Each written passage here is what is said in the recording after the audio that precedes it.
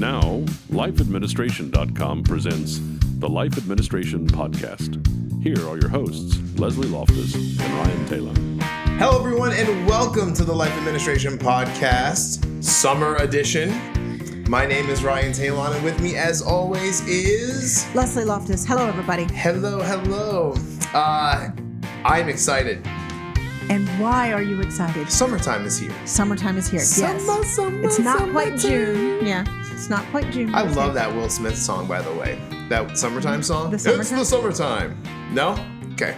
That reference fell flat. Anyway, moving on. Okay, so I have two things before we start. Okay. First off, to get this joke, you have to have listened to the Keeping Your Bathroom Clean episode a couple episodes ago. Uh-oh. Okay, so probably once every couple months. I feel something coming on about soap scum. Oh, no. Because if you remember, my contention was I like things on the counter. I like my go-to, okay? Uh-huh. So every couple months, we have someone come and give our house the deep clean, right? They come and they're going to do things way better than Laura and I ever could do. Now, let me just tell you, preparing for this person to come is a task all on its own. Okay. So it's I already get the house halfway there. By the way, we should do an episode on household, housekeepers and stuff because this is one of the formats for, you don't have a regular housekeeper, but you have one come say every quarter to do a deep clean. Yep. But that means you got to move everything out of the way so that they can do, I hear you. Okay. So you can probably see where this is going. So we move all the stuff up, right? And so first off, it's you got to clean the house to get the house cleaned. You have to tidy the house to get the house clean. Whatever. Tidying is putting away the stuff and the clutter. And you got to do that. Yeah. So that's the first thing.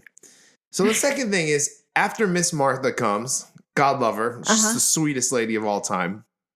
After she comes, Lauren elevates her sort of... cleanliness factor, we'll say, by 20. Because now she's in preservation mode. Correct. And preservation is easier than establishment. But that means ain't nothing going on the counter. And I had to ask her 5-6 contact solution, glasses, soap, shampoo. I mean, and I'm finding things in drawers. I didn't even know that we had a drawer there. You know what I mean? My office, my loft, which you've seen. All things in drawers. I'm looking for adapters and stuff. No idea. So it's completely spun out of control at my house. So much so that I was making a grilled cheese last night and she's over me like a hawk, thinking if there is a speck of tomato soup in this microwave, your life is over, brother. It's done. It's done. So anyway, it was a pretty comical night. We laugh about it, the whole thing, but it was a pretty comical night.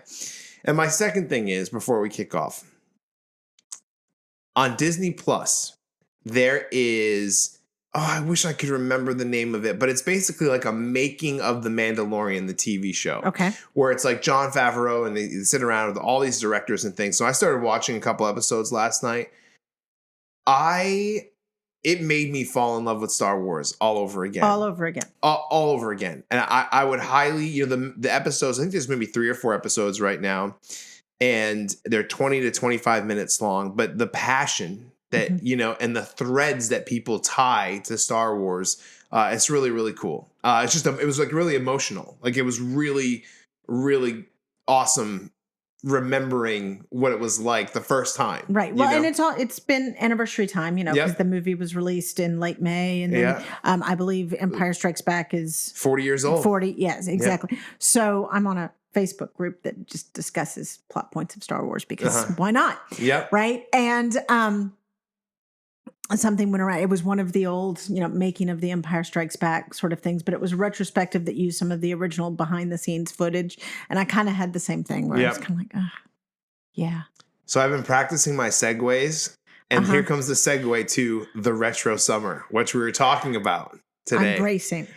No, I just did it. It was so smooth. You didn't even know. Wait, we're going retro. Yeah. I get it. See that, everyone? It was such a great segue. You didn't even know that it had happened. Brian, that was a masterful transition. All right. Awesome. Yes. Very, very cool. So today's episode, I'm going to, for a while. We have no idea what number. No, I do. You do? You figured out the numbers? I'm scared to actually say it.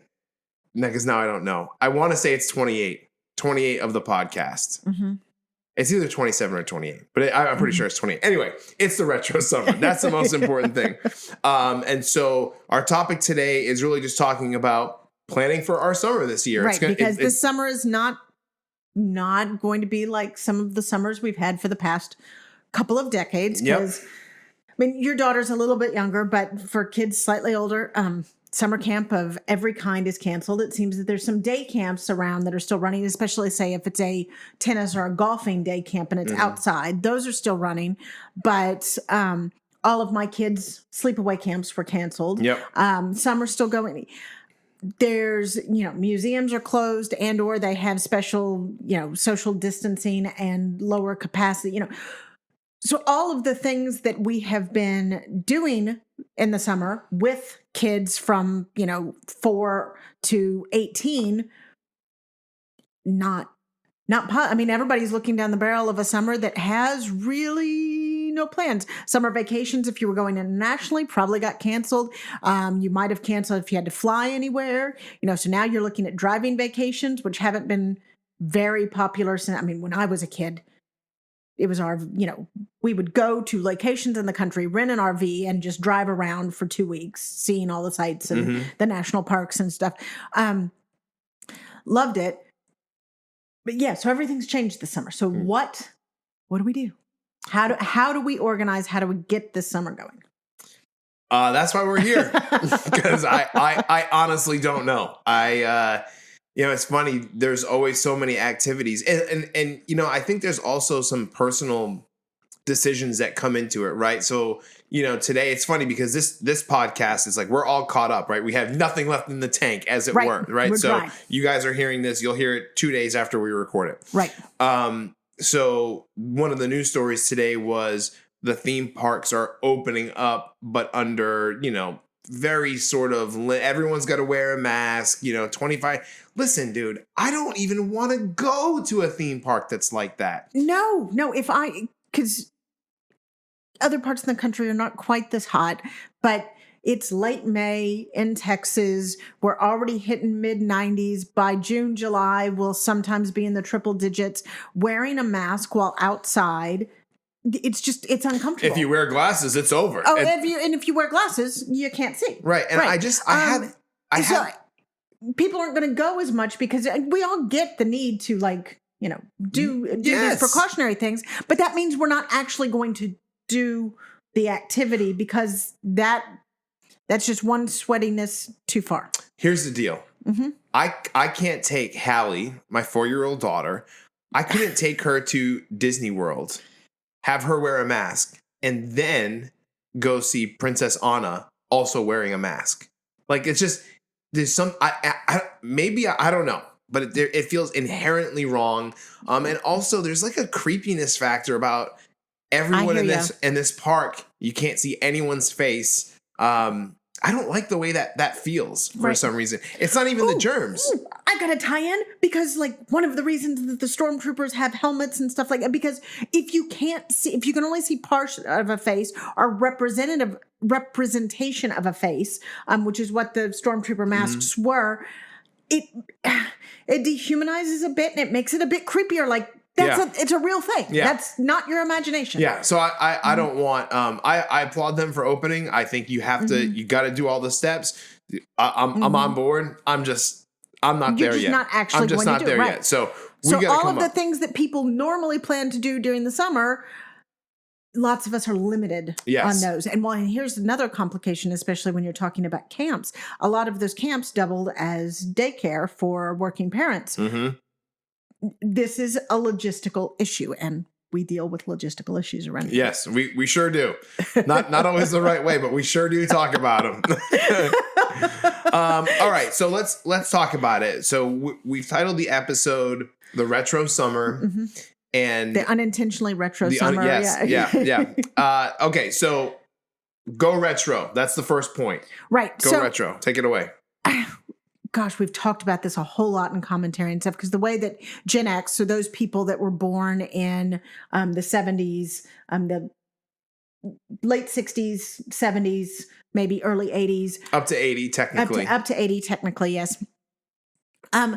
We were raised very differently. We had a lot more free time to ourselves, almost to a detriment, because like, for instance, you came home and there were kids that were routinely, we called them latchkey kids at the time. I was one of them. Right. Yeah. Yep. Nobody uses the term anymore. But yeah, you get off the bus at the end of the day from school and you're left to your own devices until, Mom or dad post gets dinner home. time, Yep. all this kind of stuff.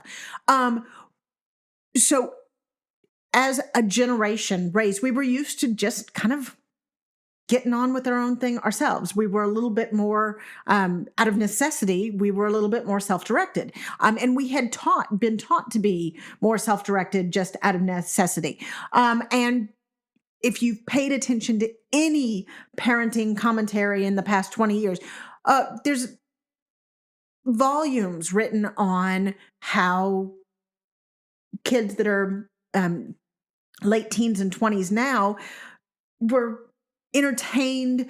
They were sent to camps that were adult supervised. Everything was adult supervised and adult organized. Maybe not everything, but there was a heavy emphasis on kids didn't plan their own stuff. They were directed, they were guided, they were sent to these. So there's been a debate raging for 20 years about which way, and have we gone too far? Because definitely back in the 80s, it was probably too far that way. But now, we don't let the children are getting stressed because they don't have control over any of their own schedule and they're completely overscheduled and they don't have any of their own kid time. Okay. So this has been a long time debate. And now we're faced with the summer of, necessity is that mother of invention. Mm-hmm. We're going to have to go back to the 80s, 70s and 80s style of parenting a bit. Mm-hmm. And we're going to have to teach children how to be self-sufficient and how to be self-directed. So that means things like, for the most part, resist the urge to schedule all of everything in their day. Oh gosh, well, I need to, this camp is canceled, so I need to find something for the kids to do. No, leave the days open. Leave the days open. Now, that said, all of this self-sufficient stuff with the kids, it's a learning curve. It's not the kind of thing, as probably every parent who has tried this before is like, Leslie, you are absolutely insane. My kids will be, in my office, like, what? I'm bored. Oh, what do I do about this? Or, well, how do I spread the mayonnaise? And, and they're trying to do it with a steak knife instead of a butter knife. Wait, what? Oh, no, I'm just kidding. It's a learning curve to get. You can't just snap your fingers and say, you know what? Now I'm leaving you with an open day and I'm leaving you to your own devices. And good luck to you. Yeah, good luck to you. That won't work. Yeah, that won't work. So, along with leaving the days open, you need to also slowly, and it's going to be time intensive at the beginning. You need to slowly train up your kids for. This is what it means. That means things like. Setting the environment in the house so that they can be on their own. And this is very age specific. By the way, it should go without saying that when I'm talking about, leaving kids to their own devices, I'm generally talking about the 5 and ups with training specific. Yeah, toddlers, that's another story altogether. Although I highly recommend spending this summer planning for future summers like this, and go ahead and start training your toddlers in the way of being more self-sufficient, which at this time might mean something like teaching them how to make a peanut butter and banana sandwich, which can totally be done with bread, a butternut. Like, there's no danger. No danger. The only danger is mess. Right. The only danger is and if you just mess. got your house cleaned. But again, that's the thing. You have to train the kids. You have to say, okay, now you made this, so you need to tidy up this. It will be a pain in the butt in the beginning. It will require more time. It will require more effort on the parents' part.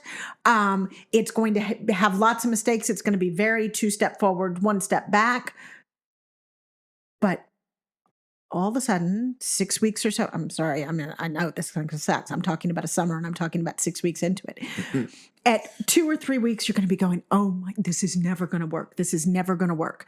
And then at 6 weeks, you're going to look back and say, at least some of it is working. Yeah. Yeah. So when the leaves turn, right. That's.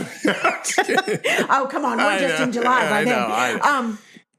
But the specifics of all of this also depends on the kids, because different personalities play here. You're going to find that one kid is, just totally takes, I have 4 kids, and one of my kids is, she is not the most studious at school. She's the one we're, pulling teeth to get her to do homework. She's not paying attention well in class and all this kind of stuff.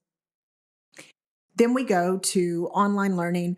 Okay, the other 3 kids, they eventually got their stuff done, but I mean, they were doing it in, batches here and there. And she was getting up once it was her decision and she had control over her schedule. And when she did it, she was getting up every day, getting it done. Like, she set her own rhythm. She set her own schedule after, like, I said it. And then she, all of them rebelled against that. And then she ended up setting almost the same one that I did about 2 weeks later. But she absolutely thrived under this.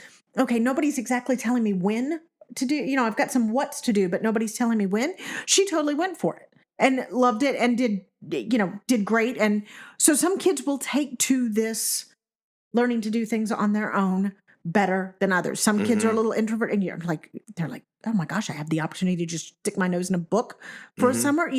After they protest, I'm bored. And then they stick their nose in a book or 2 and then they get caught in it. You're not going to see them again for another 3 weeks. And then you're actually going to worry about whether or not they're getting enough sunlight. Right. I have another child just like that. Just right. like that. Yes, they're twins. Yes. Oh, yes. Those 2 are twins.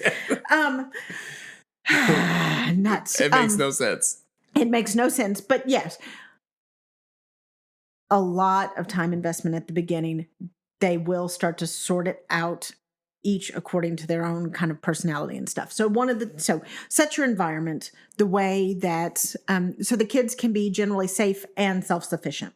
That means things like having simple, easy games around like decks of cards, because of course, the kids have their devices and stuff, but if you're like me, I've got the approval. So if they want a game, so I'm trying to get stuff done during the day and I'm doing, website stuff for this. And they're sending me constantly things like, oh, can I request, just stuff that they can do on their own without any parent intervention. Yeah. Okay. Yep. So have lots of stuff around that, like that. Have some kids in the neighborhood that they are pre-approved to go roaming with as long as they've told one adult in the group. So that the norm of parenting these days is to schedule play dates. Yes. But that requires the parents to be talking with each other and texting, and the kids come in and they say, oh, Mom, I want to go play at so-and-so's. Okay, well, let me text so-and-so's mom or dad, and then we get it set up and stuff like. For kids that live in a walking area age appropriate for your children, have a few kids that, if you want to go over with Matthew over there, that's fine. All I need is, just send me a text or leave me a note or check with, as long as Matthew's parents or your parents, I know where you are, that's fine. You don't have to actually get permission to go. So again, setting things up so kids can kind of control their own schedule. Also, teach them some basic self-care skills. Again, this is very age specific, but when we're talking about toddlers and stuff, or older toddlers, brushing teeth, brushing hair, getting dressed, like how to do all of those things without any mom and dad intervention at all. Saves you a lot. When you're talking older kids, you can get into more complicated self-sufficient things, but also all of the kids should be able to apply bug spray and sunscreen on their own without having to get mom and dad involved. Make lunch. One of my girlfriends, she had this great idea. She actually put she taped a note to her refrigerator that had about a dozen items on it that was things like, bagel pizzas, stuff that is, I have the items in the refrigerator. When you are hungry, you can make any one of these 12 items without having to come to me at all, without having to ask if we have this, without having to ask me how to do it, because I've taught you how to make these 12 things and all of the ingredients and accoutrement for it are in there. Don't bother me. Just make your own bagel pizza. Yeah. Make your own grilled cheese. Yeah. Yeah. No. Just go for it. Again, it requires some time because you need to go ahead. Ooh, we have this in the kitchen episode, and then we have a mini cast on making a shopping list. You need to have gone ahead and come up with the shopping list so that you do have the ingredients for those 10 to 12 go-to Sure. items there. You need to invest the time to make sure that your child does know how to make those things. Mhm. And then post the thing. Don't bother me, kiddo. Sort yourself. Kid, you're bothering me. Get out of here. Oh, and then when we're talking about older, like teenagers and stuff, you can teach them things like how to do the shopping list. So, Yeah. okay, here's the shopping. Okay, sit down, have a family meeting. Okay, what would y'all like to have on hand for lunches so that we can just get all of that stuff? Okay, I like turkey sandwiches. I like salami. Okay, make the list of what the kids like to eat. Teach one of your teenagers how to do that. Mm-hmm. I mean, if you have a driving teenager, then we'll send them to the grocery store to get it. I mean, we can modify this self-reliant stuff based upon age. You know, you're obviously not going to send the 5-year-old to the grocery store alone, right? Right. So I have two things. Mm-hmm. Number one, how do we not talk about your hair right out of the gates? Oh, because most people are listening to it, and I've kind of Oh, okay. This Okay. is no, because it really does look great. I'm not just Okay. saying that. It looks wonderful. Y'all need to go back and check the last episode up on YouTube and then look at this I episode was because Corona isolation dramatic. and inspired it. It was time. It was time for a change. Yep. And I sat down in the chair yesterday, and my hairdresser was like, "Are you really still wedded to the ponytail?" I'm like, "You know what? I'm not. And so he's like, "Okay, this is what I want to do." And I said, "Go for it." Yeah. Mhm. Well done. Yeah, I can't do a ponytail anymore. And I don't think I can. Oh, because also before this episode, I actually went and I played, sweaty tennis. And Yeah. an hour before we're filming, I'm in the shower and Yep. washing. Like it is a truly wash and go for a wavy curly hair person. It's awesome. Looks So, great. It looks okay. great. My second thing, back to what we're talking about, is the parental mindset. Right. Mm-hmm. This is going to take some work on the parent side. I think we have a tendency, the term that we would like, the helicopter parent, right? Yes. You're sort of Mhm. hovering over. You got to kind of let go a little bit. Yes. And also understanding that, you talked about it a little bit earlier, is like, oh, the first 2 weeks are going to be hard. I would say, because I have a 4-year-old, so we're just in this process in Right. general right Right. now, just in everything. Mhm. It's going to be a train wreck Yes. at first. Yes. And that's a good thing. Yes. Right. So you got to understand that even though it doesn't feel great, or, oh, I have to clean up in this moment, the time that you're going to be saving later on down the line because of the efficiency of the child and their ability to do things Ding. is going to be huge. Huge. But Huge. it's legitimately like ripping off the Band-Aid. It Yes. hurts for the first 30 seconds, but then you're cool, right? And you have got to power through okay, you're teaching the children how to separate laundry. Yep. And it has taken an hour for them to separate because they can't really get the concept of, graphic tee, but it's gray. So it actually goes in with the, Right. like it's a light gray. So it goes in with the whites, even though it's got graphic, stuff like that. And then finally you're just like, oh my gosh, this takes me 10 minutes. Just it's Yeah. faster to do it myself. Power through all of the it's faster to do it myself moments, because yes, in fact, it is. You know how to do it. You have your system down for doing it. And it is faster to do it yourself. But if you do that, then you're always doing it yourself. Mm-hmm. You can't have anybody help you. You're kind of cheating them out of, you had to learn this stuff. There was a time when it wasn't faster for you to do it yourself. And you had to go through the learning process of figuring it out. And maybe you did that in college. Maybe you got it when you first graduated from college and getting a job, whenever. There was a time that you had to bust through the learning curve. And frankly, if you could bust through the learning curve when you were younger, cooking. My husband learned how to cook with his grandmother, okay, when he was about 18, 19, 20. He would come home from college, and she ate a whole lot of burnt cardboard, oversalted, undersalted. I mean, she just ate. Sounds delicious. Right, because you make mistakes. Yeah. Oh, I forgot to add that. Oh, I I heated the pan too much. I didn't heat the pan enough. All of those little mistakes you learn when you were learning basic cooking. Mm-hmm. Okay, we taught the children to cook younger. So we started them when they were, 7, 8. Well, you remember, you know, because you would come to the house and I had 5-year-olds with dinner knives, you know, the ones, just the lightly serrated one, cutting bananas and avocados, because that's how we started teaching cutting skills.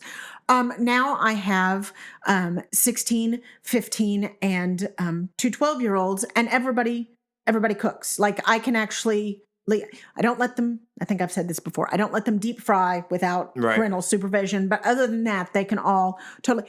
There was a stage when we ate the cake, they forgot to put the butter in, the burnt shrimp, you know, but they did it when they were 9, 10, 11, 12. And they got so upset about, oh my gosh, I ruined the dinner. I'm like, Jim and I are looking at each other going, y'all are learning lessons that Jim and I didn't learn until we were in our mid-20s. Right. You're ahead of the game. Yep. This is making these mistakes is totally normal. And they're value. I mean, you need to make some of these mistakes. So go ahead. Yeah, it's painful at first, but go ahead and let it happen. Yeah. And take the pain at the beginning. The payoff is huge. Yeah, and it's an attitude thing, I think, for the person that is in charge of the activity. So, you know, Hallie and I, we're big laundry sorters, right? And so let me just tell you that this is what it looks like in my house, is that I dump all the laundry on the couch. It's hot out of the dryer. She jumps in it. She rolls in it. We throw it around. But like, I know that that's what's happening going into it. I'm not thinking to myself, this is a 10-minute job. Right. I've already prepared myself that this is 90 minutes. The first 20 minutes are play. She's going to help me for probably 20 minutes. We're going to make a stack. She's going to knock it over. I'm probably going to have to do it again. But you know what? To her, this is not a chore. Right. To her, this is time with her daddy. Right. And this is me investing in her, and we're spending time, we're joking, I'm putting underwear on my head, I'm making funny faces, whatever. So that's the mindset. Like, it can't be a chore for chore's sake. Right. It has to be like, I get to bond with you. This is a thing we're doing. And oh, by the way, we're talking about these things because it's summertime and we're looking for things to do. So awesome. We knock out 10 chores in an hour. Right. Well, then now what do we do? Right? Right. We can take a little bit longer, have some more fun. We can connect. We can be silly. And like the kids, I think will really, really appreciate that. Right. We have some opportunities that we don't usually have. By the way, the a 10-minute chore for you and a 90-minute chore with the child, that also goes for unloading the dishwasher. Unloading the dish. It just anything. But teaching a child how to, this is something we did neglect. We have not taught, and one of the children in particular, I mean, like, we opened the dishwasher this morning after it had run. It was a hot mess in there. Nothing broke, but, you know, one of the cups is up, facing up, so the water's in it. Yeah. It's better to go ahead and, you know, so even if you tell the 4-year-old, okay, here are the coffee cups, put the coffee cups in like this. And that was one of the tricks I used to use when I had kids that age, of giving them, you know, it's play and it's fun and stuff, except for there's one slice of this. Okay, Hallie, I need you to fold the towels, and I want the towels folded properly while you're doing everything else. Yep. So give them a piece of it, and then when they master that piece, move on to the next piece. As you might imagine, with a 4-year-old, it will take a very long time to teach them how to fold laundry. So doesn't matter, because by the time, if you do that 4, by the time they're 6 or 7, then you can say, I need all that laundry folded. And they probably can't do it in 10 minutes because, you know, they're kids and but they can do it in 20. And guess what? You don't have to. All I ever hear from my daughter is the words, I want to help. Yes. I want to help. And capitalizing on it at that age. Yeah, exactly. Eventually it changes. Yeah. Lauren was cooking breakfast this morning, right? Some eggs, sauce. I mean, just a great skillet. I mean, hats off to the chef this morning. She just nailed it. Knocked it out of the park. It was so good. Go, Lauren. Yeah, it was awesome. Incredible. But anyway, Hallie's like, I want to help. And she pulls her chair over there and she stands up next to mom, you know, and that those are opportunities that we have to take. Okay. So.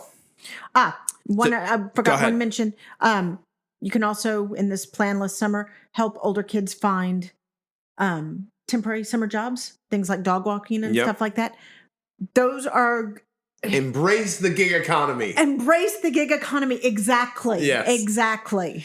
Yeah, no, that's a great point. And there's plenty of things to do out there.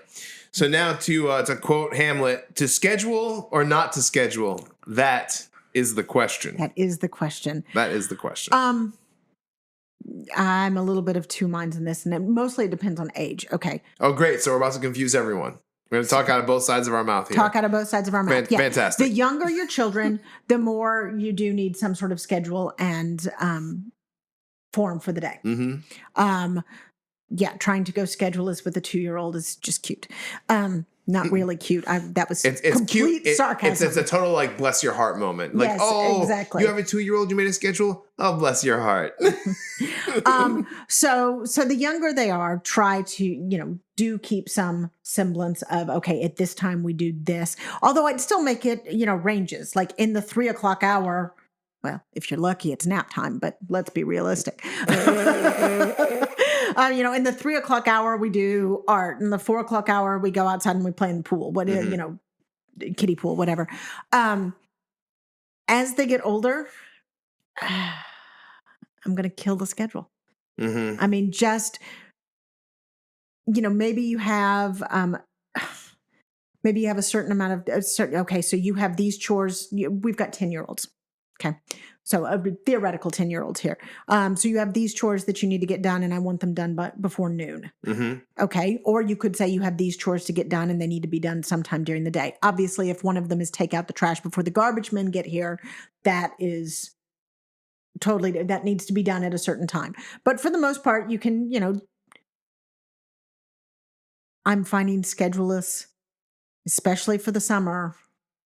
Try it. Let go a little bit. Let go. Let go a little bit. Let go. And if only for, doing a little bit of parental training, because like you said, it's a mindset. We need to let them learn how to do things their own way, means let them make some mistakes.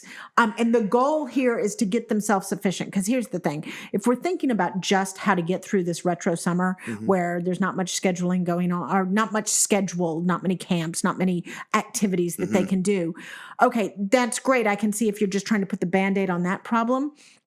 But the fact is, school districts and school boards all over the country are talking about next year.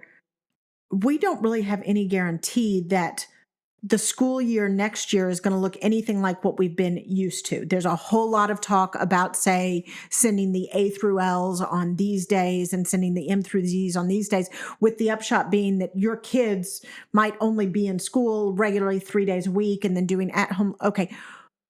So this is going to be a recurring problem. Go ahead and spend the time this summer to teach your kids to be self-sufficient, or you will continue to have this clash between my kids constantly need me and I'm now, because, works or professional places are doing the same thing of, we don't actually need you in all the time, which means we don't actually need all this office space, which means you can do this kids at home and parents working thing.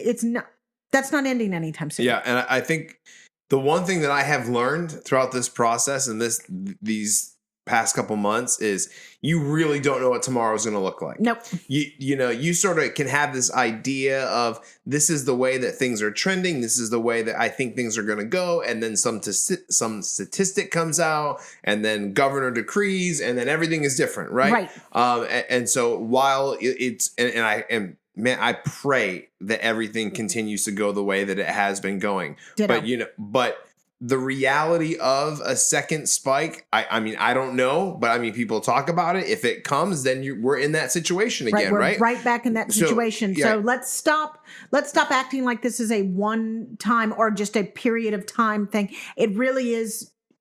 We need to plan for this. We need to plan for the unexpected. So I know there's a lot of tension and conflict between kids at home, parents trying to work from home.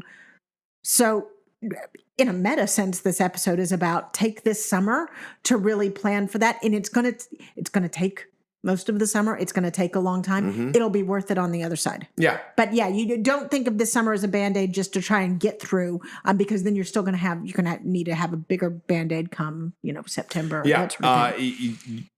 Anything you do this summer will not detract from the future, we'll say. Right. Correct.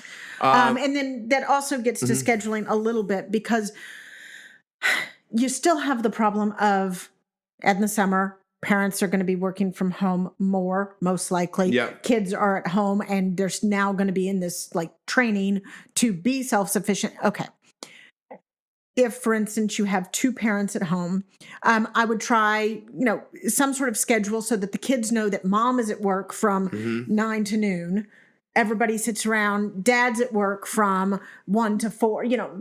However it works for your family. But so each parent gets a good chunk of time that everybody knows, no, don't bother that parent at all. Let them get their work done so that you can get your stuff done. And then, tag team. It's a little more difficult with single parents at home, but same kind of idea. Try to have a period of time where it's mom is at work, dad is at work. Unless you're bleeding, sort it out yourself. broken bones or blood. Don't bother me. Yep. Don't bother me. Awesome. Okay. So let's go to our next point. Networking with other families. Okay. This is another thing that's very retro that used to be quite like, in the subdivision I grew up in, there were 5 or 6 families in a 2-block area that had kids generally the same age, and we all sort of hung out together. So we might be over at Terry's house for a little bit. So Mrs. Tanner was kind of eyes on us, and then we would head over to my house. If you need to schedule some working time in, you can kind of co-op, just as I talked about, scheduling. So mom's working in the morning, dad's working in the afternoon or whatever. You can also do that with other families. Yeah. And kind of, gosh, mom, they had a co-op and they used washers, like little metal washers. That just, for every hour, a washer was an hour. So it kind of kept everybody on the same sharing time. Yeah. And so, okay. Well, you know what? Monday, I've got some conference calls. So can the kids go hang out at yours? Absolutely. They'll hang out at mine on Monday, but then I've got Tuesday stuff to do, so they can go hang out at yours on Tuesday. Again, this comes back to our get to know your neighbors sort of thing. Go ahead and do it. This is going to come in handy. Yeah. This is going to come in handy. And the kids, by the way, will love it. The kids obviously need to have, this goes back to our point earlier, they need to have kind of a pre-approval to, I could go over to Terry's house or Julie's house as long as I shouted out to mom, like, Mom, I'm going to Terry's. As long as she knew that I was there, I didn't have to ask, can I go to Terry's now? And, oh, well, let me check with Mrs. Tanner. We didn't have to do any of that. It was just go. And then for me, and I've said it before, it probably doesn't work in Houston, but for me, it was when the streetlights come on, you got to be home, right? So then it works in suburban Houston, but that was it. Yeah, and so you can say something to the effect of like, okay, at this time, I don't care what you're doing or where you're at or who you're with, you got to be home at this time. We're gonna have dinner, right? We're gonna like wind down. We're gonna spend time as a family, whatever. That some sort of. Again, it's that freedom within the framework. Right. There is a little bit of a framework, but there's only certain people in certain places that they can go, and they have to be back in by certain times. And oh, by the way, on Monday, you're going to be there because I've got a long hearing conference call. Right.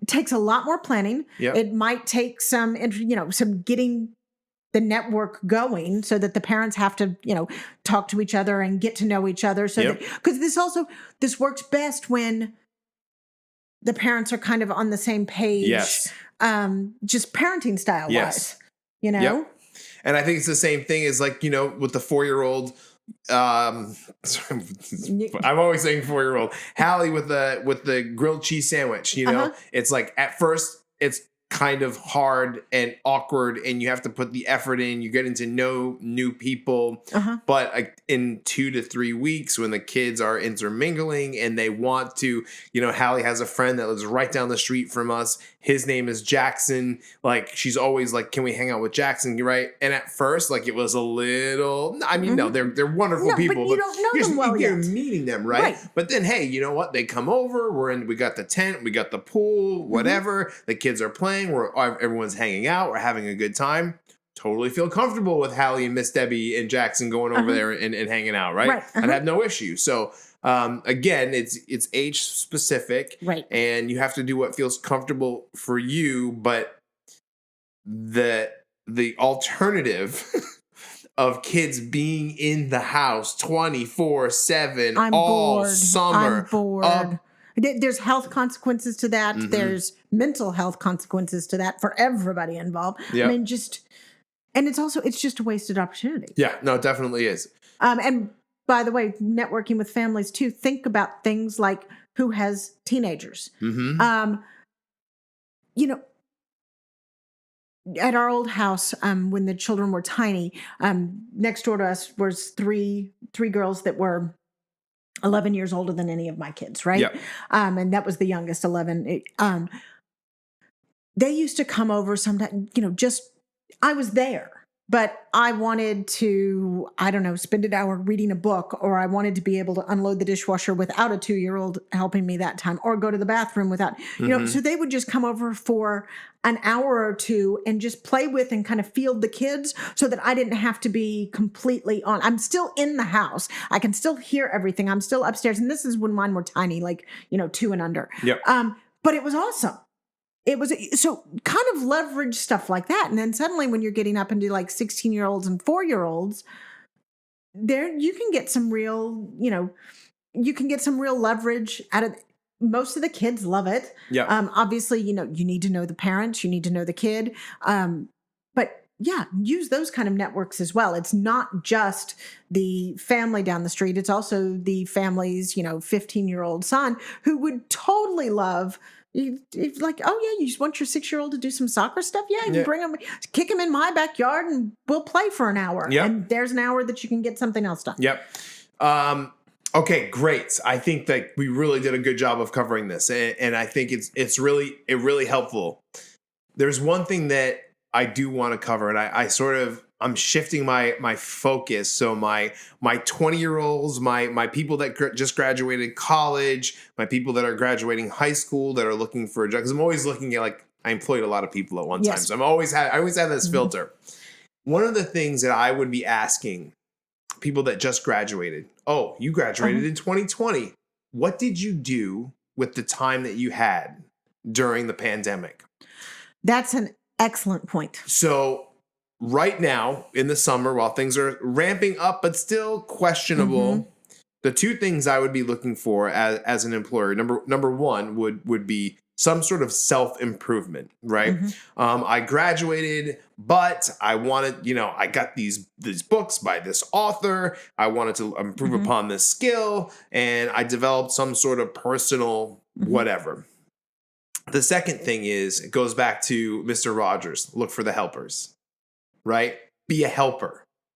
If I was interviewing someone that is enthusiastic and full of energy and doing all the things that we talked about in landing the job interview episodes, and they said to me, well, in this time, I didn't have the power to raise $1 million, but what I could do was alleviate this pain point for these couple families, or I did this thing. It doesn't have to be this grandiose major thing, but what it does say is that, like, you are a helper. Right. And you made some effort. Right. Because we know a bunch of y'all you had offers. Yep. And then things have gone completely sideways, upside down in various things. And so now here you are, you're graduating. You thought you were going to work in July, but now that company has rescinded the offer because, well, they're downsizing and furloughing all over the place.